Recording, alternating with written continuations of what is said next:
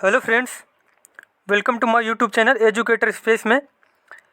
आज हम लोग सीडीपी के 30 मोस्ट इम्पॉर्टेंट क्वेश्चन की प्रैक्टिस करेंगे जो सभी शिक्षक भर्ती के लिए बेहद ही महत्वपूर्ण है।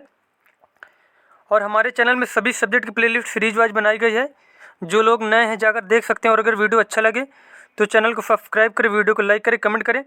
चलिए देखते हैं हम लोग यहाँ पे पहला क्वेश्चन हमारा है, निम्न में से कौन जन्मजात प्रेरक नहीं है। जो इसमें से जन्मजात प्रेरक कौन सा नहीं है वो हो जाएगा आदत, क्योंकि आदत जो होती है जन्मजात नहीं होती है। और ये भूख तो जन्मजात होती है, प्यास भी जन्मजात होती है, और नींद भी जन्मजाति प्रेरक होती है। लेकिन आदत जो है, आदत क्या है, जन्मजात प्रेरक नहीं होती। उसके बाद नेक्स्ट क्वेश्चन हमारा है, और आप लोग कमेंट करके बताना आप लोगों को 30 क्वेश्चन में कितने क्वेश्चन इसमें से आ रहे थे। उसके बाद अगला क्वेश्चन हमारा सेकंड नंबर, निम्न में से कौन जन्मजात अप्रेरक है। और पहला क्वेश्चन जो था उसमें पूछा था जन्मजात प्रेरक नहीं है। अब इसमें बताना है कौन सा जन्मजात प्रेरक है। जिसमें करेक्ट आंसर हो जाएगा वो हो जाएगा निंद्रा। क्या है?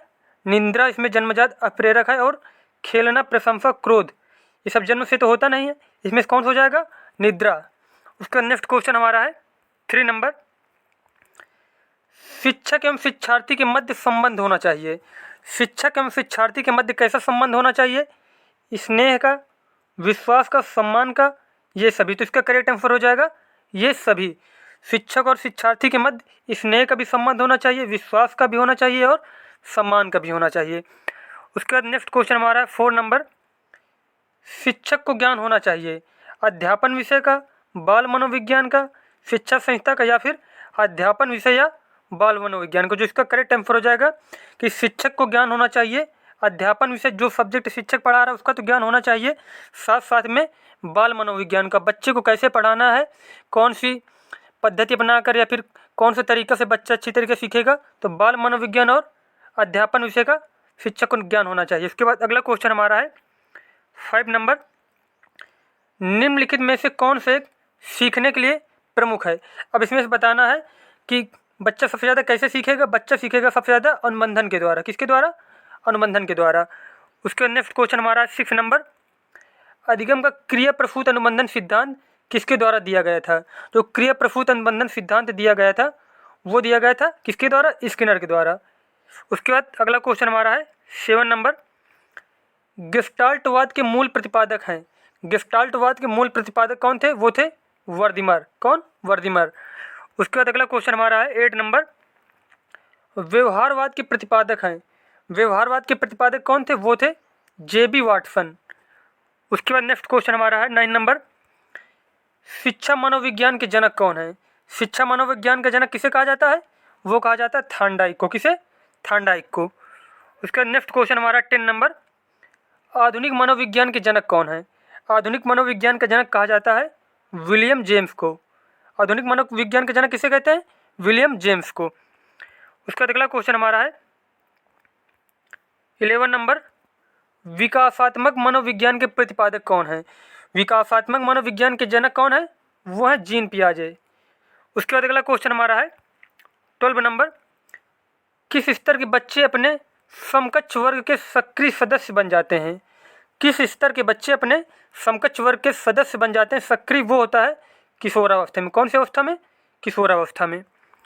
उसका नेक्स्ट क्वेश्चन हमारा है 13 नंबर, शर्म तथा गर्व जैसी भावना का विकास किस अवस्था में होता है। शर्म तथा गर्व जैसी भावना का विकास होता है बाल्यावस्था में। कौन सी अवस्था में? बाल्यावस्था में। उसके बाद अगला क्वेश्चन हमारा है 14 नंबर, बच्चे में सबसे पहले भाषा ज्ञान कहाँ से होता है। जो बच्चा सबसे पहले अपना भाषा सीखता है वो सीखता है अपने परिवार से। किससे? अपने परिवार से। उसके बाद अगला क्वेश्चन हमारा है, बालक में संस्कारों का प्रारंभ कहाँ से होता है। बालक में संस्कारों का प्रारंभ होता है, सबसे पहले होता है परिवार से, फिर विद्यालय से, फिर समाज से। अब देखो ये क्वेश्चन क्या है, बहुत कंफ्यूज करने वाला है। इसमें पूछा जा रहा है कि बालकों में संस्कारों का प्रारंभ कहाँ से होता है। संस्कार बच्चे में आएंगे, परिवार से भी आएंगे, विद्यालय से, समाज से, लेकिन प्रारंभ कहाँ से होगा? सबसे पहले प्रारंभ होगा परिवार से। कहाँ से? परिवार से। उसके बाद फिर दूसरी जगह संस्कार आएंगे। प्रारंभ वो कहाँ से होता है ना, ये बताना ना, प्रारंभ कहाँ से होता है संस्कारों का, वो हो जाएगा परिवार से। उसके बाद अगला क्वेश्चन हमारा है, गर्भधान काल की अवस्था नहीं है।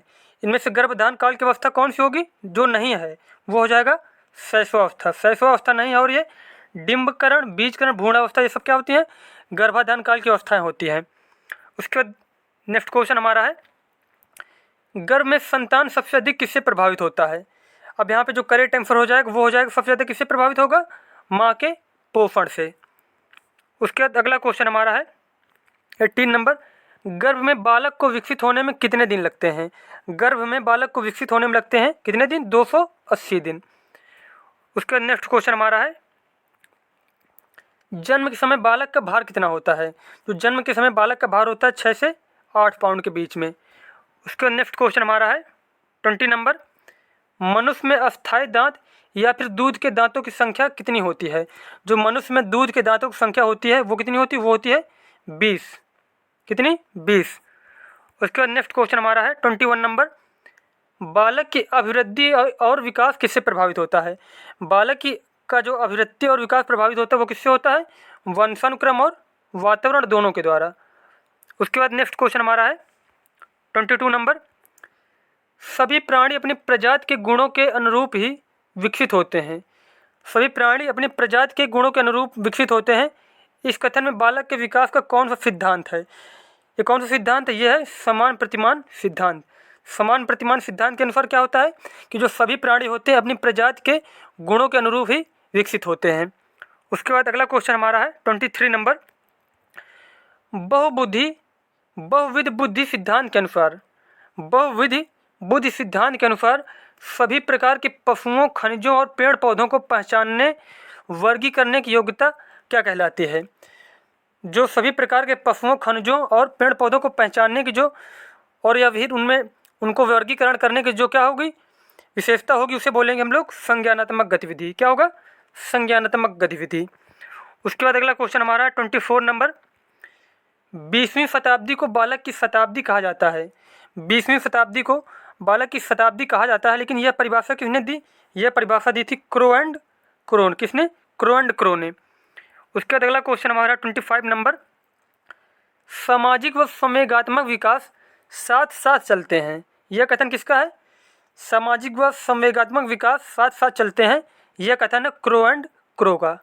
उसके बाद अगला क्वेश्चन हमारा है 26 नंबर, भाषा विकास का सिद्धांत किसने दिया? भाषा विकास का सिद्धांत दिया था चॉम्स्की ने। किसने? चॉम्स्की ने। उसके बाद अगला क्वेश्चन हमारा है, वर्णमाला की पहचान कितने वर्ष की आयु में शुरू होता है? वर्णमाला की पहचान शुरू हो जाती है 3 वर्ष में। कितने वर्ष में? 3 वर्ष में।